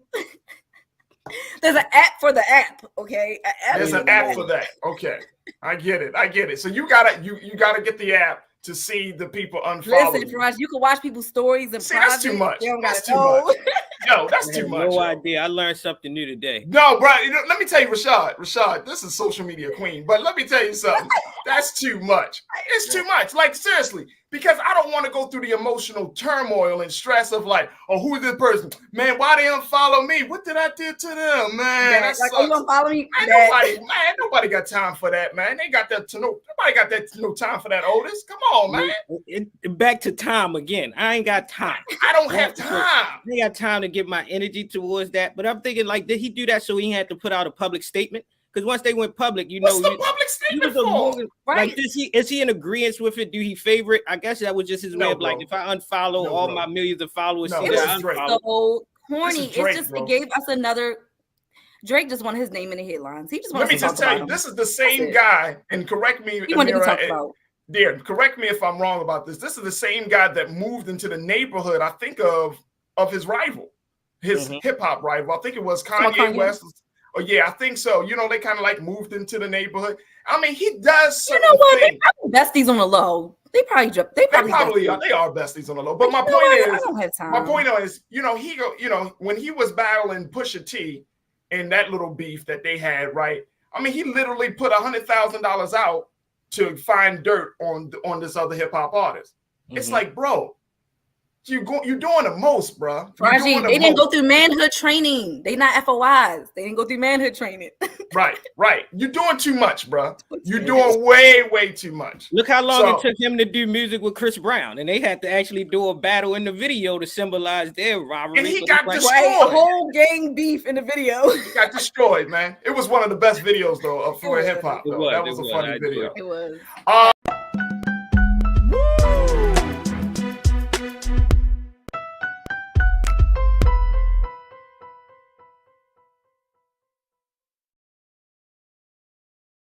Tonight, though, I do want to get into the conversation about Brian Flores. Now, this was the NFL head coach of the Miami Dolphins, formerly of the Miami Dolphins, that decided that, he was fired. He attempted to go to other teams, did not get picked up. Even though he was only with the Miami Dolphins in a smaller period of time, he decided to file a lawsuit against 3 teams within the NFL. And it has caused a furor of people of just wanting to know, well, why is it taking this? Why is he doing this? And what does he plan to get out of this situation? And all of those things. So, today we're going to have a discussion with a retired Miami sports journalist, Mr. Tony Segredo, to give us some insight of what's going on down in Miami. And does this situation, this latest lawsuit, and some would say this latest gut punch to the NFL when it comes to its race relations, will it really put a dent in what we're seeing as the behemoth structure of the National Football League? So I want to bring Tony into the discussion. Also, we're going to be joined by Elijah Miles, who serves as the founder of the Tendea family. He's going to be joining us in a moment. But Tony, let's bring you into this discussion. Tony, how are you, sir? I'm doing great, Farajii. Thank you so much, and honored to be with you today. And I think you're absolutely right. I think the culture took a gut punch last night and through the day today, and I'm not sure how long it's going to take to recover from it, because it was a stunning accusation or accusations by Brian Flores. Stunning to the point where you felt like you had to read it 2 or 3 times to make sure you read it properly. Right. And essentially, Mr. Flores was saying that it was about race. It was about discrimination. Yeah, well, I can understand where he's coming from, and the situation, just to sort of set it up, he was being interviewed for the New York Giants job, and inadvertently, Bill Belichick, the head coach of the New England Patriots, who Brian used to coach for, Bill Belichick sent Brian a text which was meant for Brian Daboll, another former assistant of Belichick's, who was the offensive coordinator of the Buffalo Bills. And the text read, "Congratulations on getting the Giants job."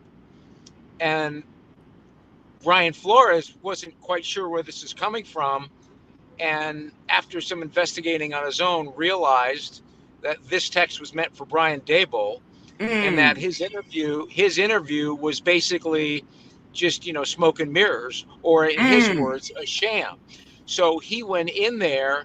He was, interestingly enough, and again, he was asked this morning on the CBS Morning News about how he felt going into that interview, knowing good and well that Brian Daboll had already been given the job or had already been selected for the job. And he said the range of emotions, went from anger to frustration to sadness to unbelief. He just went through this range of emotions, and I can't even imagine him having to go through that. So it's going to be a very interesting time, I think, Farajii, for the NFL, how the NFL handles this. There's so much more to this story, and probably somewhere in the middle lies the truth. But regardless of the middle, the way I always look at these things is, if this is really what happened, what an absolute travesty. Yeah. And if this isn't what happened, what an absolute travesty, because it's out there now. But my one addendum to all of that, and again, I wasn't in any of the rooms. Yeah. But from what I know about Brian Flores, it's hard to believe that he would make something up like that. I just from everything I've known about him and have heard about him, and from the people I've spoken with who have been with him in a very close encounter, it's hard to believe that he would come up with something like that, because you shake your head going, how in the world could that happen? Yeah. So, okay, a couple of things come to my mind about this situation, Tony, that I think that we need to kind of highlight. One is the fact that Brian Flores, he was hired back in 2019 by the Miami Dolphins. He was fired January 10th of this year. With his 2 seasons that he was with the Dolphins, he really took the Dolphins out of a slump. He was 10-6. They were 10-6 in 2020. They were 9-8 in 2021. Prior to that, they really didn't have a winning season since 2003. So what would be the basis for the firing of him as a coach, considering that there are other coaches who have been in place who might go 3 and 4 seasons without really making any gains, but they stick around. What was the reason from the Dolphins' point of view? Well, before I get to the actual reason, the reason that was used, I do want to mention that record you talked about for Brian Flores, he did that record with a very subpar roster and a very subpar quarterback. I mean, he really pulled a rabbit out of his hat to win these games, and he did it in a way that, he's a tough, hard-nosed, rigid, disciplinarian type of head coach, and what he did was, quite frankly, remarkable with the roster he had. Now, right. the official term of the firing came from something to the effect of we couldn't collaborate well with Brian. There wasn't collaboration with Brian. Now, there's another accusation that Brian threw out there, and again, this is an alleged accusation, that allegedly this happened. And you know how the NFL works, Farajii, and for those who maybe don't, the teams that have the worst record get the first or second or third choice when it comes to getting college talent in the draft. Right. So according to this accusation that Brian made a couple of years ago, or a year ago, Stephen Ross, the owner of the Miami Dolphins, at the time the Dolphins were really struggling, and he offered Brian Flores $100,000 for every game that he lost. So wait, hold on, Tony. Wait a minute, Tony. Yeah, if you want me to repeat that, I would be more than happy to repeat it. Please repeat it, because that sounds like you're getting rewarded to lose. Well, exactly, and you're getting, there's a whole, Brian, we could be doing this until June. there's this whole consternation also on why should teams that perform poorly get awarded when teams that work their butts off to do well suffer, right? And it's all about the haves and the have-nots, and we can do that at another time. Yeah. But basically, when they were losing and they were having a tough season, and there was a quarterback that everybody wanted, the allegedly, again, the accusation is that Stephen Ross, the owner of the Miami Dolphins, offered Brian $100,000 for every game that he lost. Basically, the insinuation here is that, you know, losing the games is not so bad. Maybe we can tank some of these games. Maybe we can, you know, put ourselves in a position to get this number one quarterback that we all want. Now, mind you, I also need to point this out. And I don't think, and I can be pretty well assured of this, that the players had no idea of this. When a player steps foot on the field, he is all about competition. If for nothing else, for himself, to better his stock within the league. He is not going out there thinking, I'm going to, you know, play it, you know, halfway here. However, a head coach has the ability to move players in and out in certain situations where they may not have the best players in a certain situation, and they wind up losing the game. So that's why, again, according to the accusation and the alleged offer that came from Stephen Ross was, you get $100,000 for every game that you lose. And that's hey, Tony, I want to make sure that we're clear for our watchers and listeners. You get $100,000. That's in his personal pocket. That's not like a coaching staff team. That's in his pocket. That's just for him. Absolutely. Wow. Absolutely. And so I'm wondering. Farajii, can I interrupt you for a minute? Sure, go ahead. That's more than just a wow. That is, you have got to be kidding me. And then you can add wows in all capital letters followed by about 100 exclamation points. Right. Like first, Tony, and I'm not throwing any shade on your experience, but you've been around, you've been reporting on sports and you've been doing sports journalism for years. Have you ever heard of something like that? No, the only thing I've heard of, Sean Payton got penalized for this, the former coach of the New Orleans Saints. I have heard bounties that I remember players that were offered bounties. And now there's always been this sort of crooked eye look that teams that were struggling, teams that only had won one game or had won no games or whatever, that their last 5 games, I wonder if they're going to cash it in. I wonder if they're going to tank so they can get that number one pick. There's always been this sort of, you know, pall over teams. You know, what are they going to do? And my pushback always was, again, the player. You know, the player's not going to go out there, because the first time you don't compete at a high level, that's the time you put yourself in the position to get seriously injured. And your career could be over. So I always sort of push back on that. But again, if the coach is involved, that's a whole different ballgame. So I have never, I've been doing this for well over 40 years now, Farajii. I've heard of the bounties, and we saw the result of that. And I'm sure that, you know, there's part of things. I've heard about incentives in contracts, but the incentives have always been for something positive. How many catches you've made, how many touchdowns do you have, how many tackles have you made, etc. We go down the list. But in this case, I have never heard anything quite like this before. And that's why it's so shocking. And again, we need to continue to press home that these are accusations, that this allegedly happened. Again, but the other side of you goes, is this, how can you even make this up? Yeah. It's one of those things where in your wildest fantasy, could you make this up?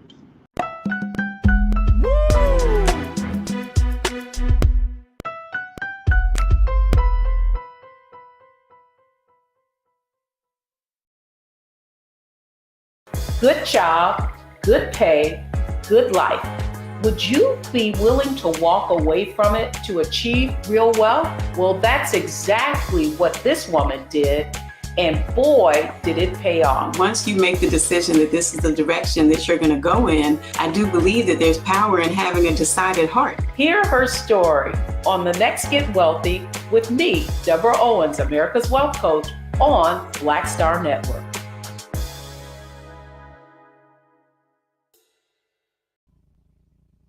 Folks, we've been talking about the attack on voting rights in America. There have been a number of states that have been victims of suppressive attacks, like the state of Washington, where they found that mail ballots were being thrown out, especially mail ballots from Black voters were thrown out at a rate 4 times higher than white voters. And now it leaves us to ask the question, what is the future of the vote in this country? What is going to be the impact of our vote in this election cycle this year? We've been joined by Marvin Doc Cheatham, former president of the Baltimore chapter of the NAACP and SCLC, and he continues to do the work of advocating for equal voting rights. Now we're also joined by my culture crew members, Shaquaya McKenzie and Bakari Jones, to share their thoughts as well. I want to bring in my culture crew here on this one. Shaquaya, you know, when you're listening to Doc, and Doc is saying, look, you got all of these states that have voter suppression laws. You know, Brother Roland has often talked about how impactful this situation really is, how severe it really is. And when you start looking at the whole idea that people's ballots are being thrown out in one state, or they're not being counted in another state, or that polling places, like, for example, there have been a number of pieces and articles that have said that polling places have become further out for certain members of Black and brown communities, so that permits them from voting. What do you say is the future of the vote and democracy at this point? Do we need to keep saying go out to vote, or does there be something else to activate our people to understand that our voice is being taken away and diminished every step of the way? Well, Farajii, the truth is that the minority of this country, which is the Republican Party, is diminishing in front of their eyes, and the levers of power that they hold.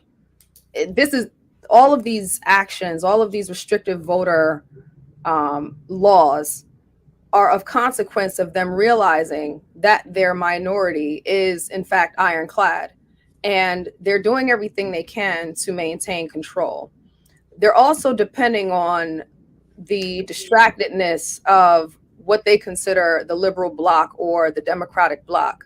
And they're doing everything they can, in a sense, through the strict voter ID laws, the cuts to early voting, voter roll purges, in a sense, and in a hurried sense, to try to do everything they can in the last bit of power with this upcoming congressional and the local elections we have this year, in order to determine the outcome of the presidential election. This is all of consequence of the big lie that we know, that the Trump administration and his I don't want to say minions, but his counterparts in the Congress. We can say minions.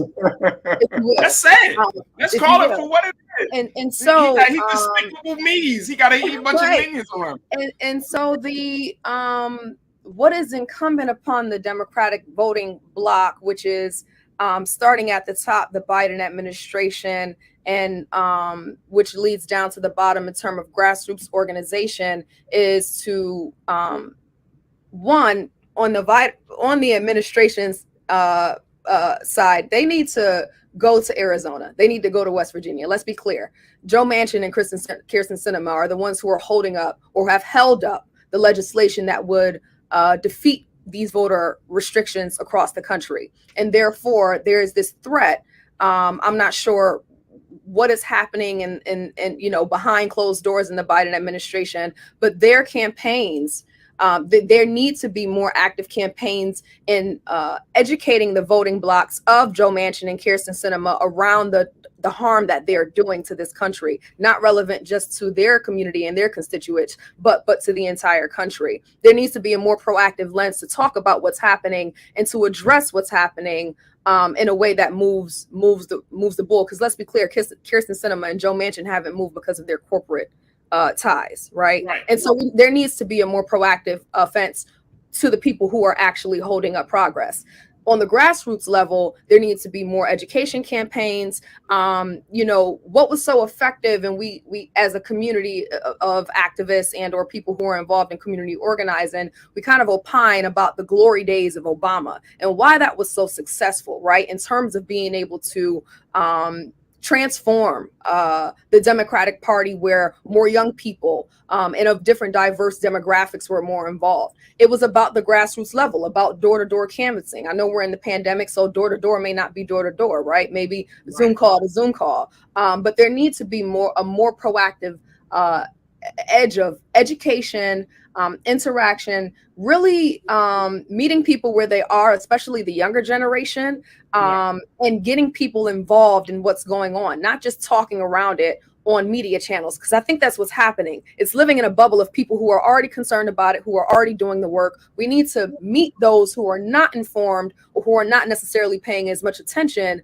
and bring them into the fold.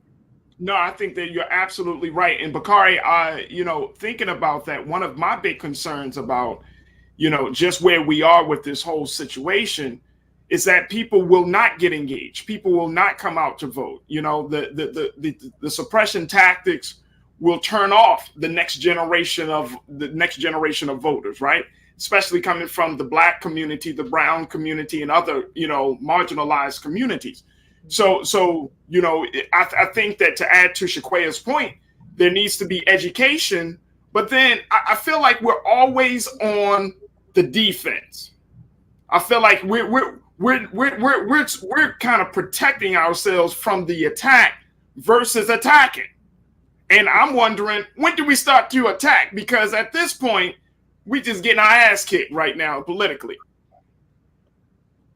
I'm inclined to agree, Farajii. You're inclined to agree. I think one of the things that ties together both Doc and Shakoya's points are, I think Doc brings the historical context, and I think Shakoya mentioned, you know, the education. I feel like combining those two things together to create a media campaign that shows the history of these Voting Rights Act violations, I feel like will be something that will be incredibly powerful to show that it's not brand new. This is just the newest attempt, right, at stopping folks from voting. So that's something, at least for me, that I would like to see, because it kind of puts it in context. Once you see that, oh, okay, this is literally just the 2022 version of these same attempts, then I think that folks are really able to kind of take a step back and see the writing that's on the wall and understand the actual game that's being played. So. Yeah, and I mean, and Doc, that's the thing about the games that are being played. I mean, and which is crazy considering the fact that we know that there are games being played. I mean, people are writing about the fact that Republicans in particular have implemented these strategies to keep people from voting so that way they can win elections. My question is, why haven't we seen that same sort of blatant effort coming from the Democratic side? I mean, yes, we can call it out all day. We can be like, oh, voter suppression. Or we can talk about, you know, the fact that these ballot boxes are being picked up and these mail-in ballots are being thrown away. We could say that. But I'm talking about some real action. And maybe I'm asking for too much about this, Doc, but why aren't we seeing that same level of urgency from the other side? But let me first say this. I am so impressed with the three of y'all. I'm clear that our future looks bright because I can sit back and get back in my rocking chair because you three are expressing everything that I even thought about expressing. But I would say this, we keep playing chess and the game is checkers and chess and backgammon. It's all the game. we got to look at the fact that they're throwing everything at us that they can. And we keep being reactive rather than proactive. One of the things that we need to do, not only keep nominating this great woman, these great women that should have been on the Supreme Court years ago. But here's a chess move. We need 2 more people on the Supreme Court. Biden and the vice president got to move to put 2 more people on the Supreme Court. Otherwise, we're going to be playing chess, and we're really playing Chinese checkers, because if we allow Supreme Court to turn back the hands of time in voting and change the voting laws again, we're going to be basically trying to count marbles in the jar, or how many bubbles are in the jar, because voting rights will have gone backwards. And I'm just saying, our future looks bright with the 3 of y'all and all the hundreds and thousands of young folks we have. And I'm just saying, let us old folks shut up, be quiet, and let you young folks do what you got to do, because we're in a fight, and some of us ain't got the punch we used to have. Right. Oh wait, I can reframe that. I can rephrase that. Some of us don't have the testicular fortitude. I mean, seriously, guys. Like as much as we talk about politics and all of that, there is a level of politics that's just absolutely abhorrent, to the point where you're just like, I don't want to deal with it. But what I do hate watching is injustice. And what I do hate watching is that we have such a deep hope and belief, and I'm saying we as a people, as Black people, regardless of which community you may come from, we as Black people, we have a lot of hope in the American system that we are a part of, that the American system will automatically change based on the benevolence of any white person, or based upon the benevolence of some magic person, some person that's coming to save us. And that's not the case. That's not the case. And that's one of the big things that I hope that many people understand, that if this country is going to change, the country is going to change because we as the constituents and the citizens have said that we're going to change, not because of leadership is going to change. Shaquay, am I wrong in thinking that? No, you're not wrong at all. And to touch on a point and connect it to what Doc has just said, I think a large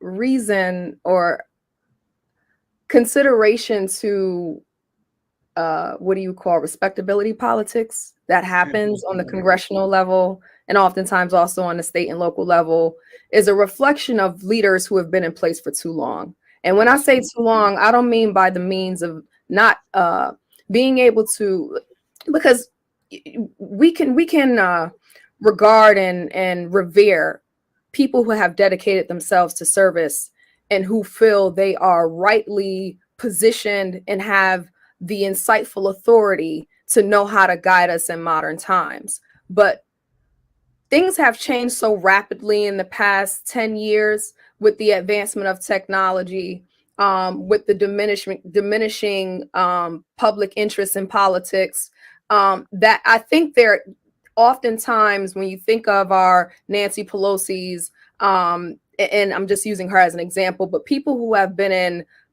political positions for a long time, they don't have the concentric understanding to know how to connect to the electoral bloc they need that is going to sustain the Democratic Party and the American democracy at large. I think that there is hesitancy for them to remove themselves to allow younger leaders to take charge and to lead conversations about where we need to go, because they're concerned. And I'm going to be very clear as a student of history, when you think about the Democratic Party, the party of slavery, there has been so much muddying over the years about what their priorities are and how to separate from corporate interests and how to really stand in the block of what it is that it's become over the past 50 years. Right. I think that there is hesitancy, as you mentioned, from the younger generations to trust the government, which is ironically the very propaganda that's being used to fuel conservative and right-wing arms in the actions they're taking at local and state levels to suppress individuals and to suppress the vote. Is the paranoia, is the skepticism of the American government and how it best serves us. The benevolence of the government, as you regard it, Farajii, is not in the forefront of the minds of the younger generation. that are underneath us. Millennials certainly have a level of skepticism. Our hope opines on the Obama generation, right? Knowing that we can at least see ourselves in position of control. But the older generation, the baby boomers, if you will, they have to learn how to move out of the way. They have to know when to let us move in and guide the conversation, because we are the way forward. And the tactics that they're used to, it's just not going to work. You know, I as a student of history, I think about what happened after slavery when we had the largest African American electorate representation in the Congress, right? And since then had not, because the very same tactics that are being recycled now were implemented then to ensure that we wouldn't have that authority and that power again. And so, to Bakari's point, we have to educate. We have to create more education media campaigns that can paint the picture bright and clear so people can understand where we are in the timeline of American history and how we don't have to repeat the history, right? Absolutely. Absolutely. And Shaquay, a couple of folks have chimed in on the remarks you just made. My guy, Epic Change, who watching via YouTube, said, look, right, Shaquay, but in a way that is normal. Older folks have always been hesitant to let younger people take over until they were sure they knew what they were doing. Right. Janae checking and say, younger folks play a role, but if you don't know nothing, then how does that benefit us in these conversations? Term limits. Yeah, it's called voting. You can vote them out. I think that is the belief that younger people don't know, and then therefore, Bakari, you know, we need to stay under people. But the voting suppression situation is deeper. This is about power. This is about resources. And you know, in a moment, Doc, I want you to share your thoughts about the recent gerrymandering and redistricting efforts that are happening across the country. But Bakari, when we talk about those things of power, resources, and staying in power, or keeping people out of power, then that becomes a declaration of war. Mm-hmm. And I don't know if people understand that when you are in wartime, it calls for warlike strategies and tactics. This is not regular time. This is not just any old election. Look, let me just share this with you real quick, and then Bakari, I'm gonna let you say your share. The Republican Party, look at this, folks. It just came across the wire a little bit before we started today. The Republican Party censored their own party members, Liz Cheney and another GOP member, for being on the House panel to investigate the January 6th situation. Adam Kinzinger, thank you. The Republican Party just censored their own party about a demonstration that clearly was quote unquote undemocratic, a demonstration that clearly showed that this democracy, this American experiment is not working or is falling apart, especially for white Americans. And they get mad and they censure their own party for seeking the truth. See, that's what I'm saying. See, we trying to appeal to the morality of a joker. We trying to get them to understand us. They're not even thinking rationally enough to be like, this is good, this is not good. This is a lie, this is the truth. You mean to tell me a whole party is allowed to censure their own party members for seeking the truth, yet you want us to believe that you are the party of the rule of law. You are the party that worries about the Constitution. You are the party that stands on the side of right. How the hell is that possible? Bakari, what's your take? Farajii, I feel like that was a little bit of a setup. That is a setup. That's an alley-oop right there. You know how it go. But I mean, I think to think about, you know, everything that you just said, right? Everything that's at stake. You're talking about power. You're talking about resources. You're talking about access to resources. And I think, you know, putting it into context that we are at war, I think that, you know, what we see as a strategy and as a tactic historically for generations on generations is this attempt at absolute and total fatigue. You know, I think that, you know, my understanding, and Doc, please chime in, But I feel like my understanding when it comes to the voting rights acts violations is like, we're going to just exhaust you. We're going to make it so difficult. And so, we're going to just keep moving the target until you just give up on trying to hit it at all. So I think that, it's like, they're just multiple battles that we're up against. So I think everything that you said is absolutely right, Farajii. And I think to your earlier point is, what does it look like for us to be on the offensive? And I think part of that is creating campaigns about what has worked in the past and what's possible, and challenging people and creating more of like a call to action and a call for folks to chime in.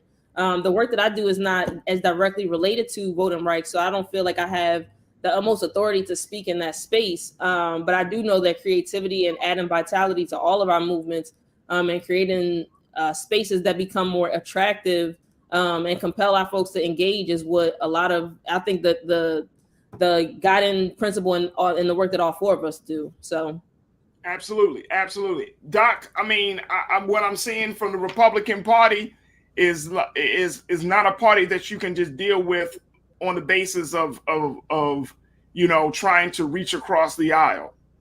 I'm not seeing that type of party. I'm not seeing a group of people who you can really have a negotiation with, you know what I mean, or a real conversation. Because this action, just this recent action that came out today, is just a sign to me that no, y'all not even thinking logical. Y'all not even thinking rationally. You rather destroy your own country than to admit to the truth. You rather go down in a ball of flames and a lie than to admit to the truth that you're wrong. Is that not what the Civil War was about? That's the nature of white supremacy, right? It can't help itself. It can't help itself. So it's doomed to essentially self-destruct, right? We know that, across all of these spaces, whether it's voting, technology, which we spoke about earlier today, environmental justice, on all of these fronts, we are in spaces that we just really can't sustain anymore. So it's like a lot of these systems are crumbling before their eyes. And I think Shakoya kind of spoke to this before, the projections that we see for what this country will look like is becoming more and more melanated. So of course, I think that just understanding the space and time that we live in, that we're fortunate enough to be in 2022, and what the next years and years are going to come to, that come to pass will look like. We see a lot of folks that are living in fear and scarcity and wanting to uphold these walls that are bound to come tumbling down. And I think it's important to know that, as Doc said, that, we're seeing an uptick in terms of the violations. And that just means that folks are holding on even tighter and not wanting to let go until, as they say, the fat lady actually sings. So. And Doc, what's your take on that, Doc? Well, I may shake this up a little bit. Shake it up, brother. Shake it up. I've been voting since 71. And I would say this. I think neither party deserves African Americans to be in their party. I think we have been used and abused, hoodwinked, bamboozled, led astray. I think this recent non-movement on the 2 voting rights laws is one of the greatest insults ever. I think it's time we need to politically strategize in such a way and say to hell with the Democrats and the Republicans. It's time we did our own thing, voted what's in our best interest, and right now neither one are in our best interest. Doc, that means a lot coming from a man like you, because we've known each other for years based on the work we've done in Baltimore, but that says a lot when you're at that point. I never thought that I would see you be at that point, to be honest, brother. I never thought I would be there myself. But you being a voting rights specialist, an advocate, you have always had, kept people's hope alive, so to speak, in this system to get involved. For you to get to a point to say, we might have to think about something else at this point. Let me give you one quick example. Here in Baltimore City, we're Democrats, African Americans are in the majority, but we are allowing ourselves to have voting sites where the largest area that has African Americans is considered to be the Western District. We got blacks and whites, Democrats and Republicans on the election board. We have gone 10 years when the largest populated area does not have an early voting site. If that's not voter suppression, I don't know what is. And neither party wants to address the issue. And we elected some old folks and some young folks. Neither one want to address the injustices that are taking place right in front of our eyes. And I'm saying, if the Democrats aren't going to help us, Republicans are going to help us, kick both of them to the curb. Let's do our own thing. Shaquille? I think it that Doc's point is very important, and I've long thought that we needed I've long thought that we needed to follow in the steps of Fannie Lou Hamer, those who at different points in history made an attempt to create a separate voting party for disenfranchised communities. This is not restrictive to African American communities. This includes other communities of color who have been shut out of the Democratic and Republican parties for long. And I think that there could be that take. Of course, some people may consider that a more radical position to consider how do you actually unyoke those with fiscal in terms of people of color, those who are tied fiscally to the Democratic and Republican Party. How do we pull them out from that to even create such an entity? But I would compliment what Doc has said by saying that we know the real power when it comes to political power boils down to money, right? We know that campaigns are reflective of corporate and wealth interests. And I think there needs to be more strategic. I don't think this, I know this. I know we're gonna have to take a break in a little bit, but if we have time when we come back, I'd love to talk about what I was able to observe and understand as I became involved in some political lobbying groups adjacent to both the Democratic and Republican Party as a student leader at Morgan State University, and what I was able to truly understand conduct grassroots organizing. You see, Republicans don't start with their voters, they start with their children. There are systems and pipelines in place to condition the identity, the organizing methods about how you prepare people for political position or political involvement. And we do not have those strategic pipelines in the Democratic Party. I think whether we create a party of our own or we, continue to try to influence the Democratic Party to work on our behalf, there just needs to be more institutional advancement of Black leadership and Black money in how we operate in politics. Oh, no doubt, no doubt. Look, I got to take a quick pause when we come back. Panel, I want y'all to just stay with us just for the final few moments because I feel like there's one more element, and Shaquille, you hit the nail right on the head. There's that part, Doc, that we got to talk about just for a few minutes at least to give our people just something to hold on to for the weekend till we come back on Monday. But we need to talk about that part of Black leadership involved in this. It's not radical thought. When you are in a war, they say it's all's well in war, or, pretty much anything goes in war, and it is not anything goes. But when you're talking about fighting for your survival, when any animal is confronted and is backed into a corner, no living organism just crowds itself and says, come on with my ass. No, you fight for your life. And in America, Black people, we have to fight for our lives.